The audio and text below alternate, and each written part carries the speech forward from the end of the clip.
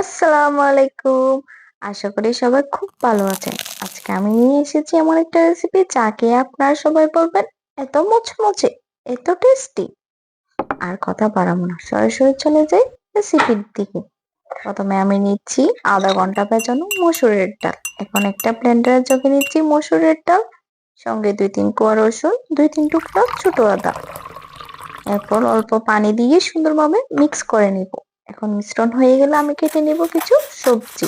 আপনার ইচ্ছা মতো সবজি দিতে পারেন। আমি এখানে নিয়েছি বাঁধাকপি, কচি কচি 2টা পেঁয়াজ, পেঁয়াজের কলি আর 2-3টা কাঁচামরিচ। পেঁয়াজটা একটু বেশি দিলে কিন্তু পাকোড়াটা আরো মজার হবে। এবার একটি বাটিতে পেস্ট করা মসুরের ডাল নিয়ে তার মধ্যে কেটে রাখা সবজিগুলো মিশিয়ে দিব।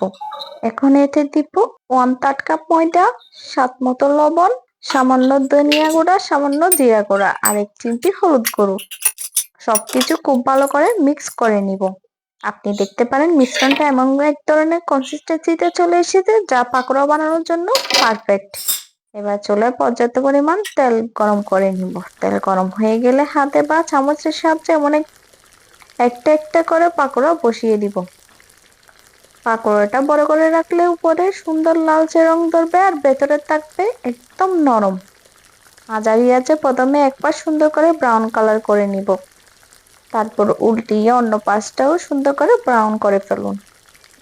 ব্যাস তৈরি হয়ে গেল মুচমুচে দারুণ স্বাদের আপনার পছন্দের পাকোড়া। খাবেন আর দেখবেন বাইরে ক্রিস্পি আর ভেতরে একদম নরম, যেন মনের মতো একদম পারফেক্ট। রেসিপিটা কেমন লাগলো সবাই জানাবেন, আর বানিয়ে খেয়ে সবাইকে তাক লাগিয়ে দিন।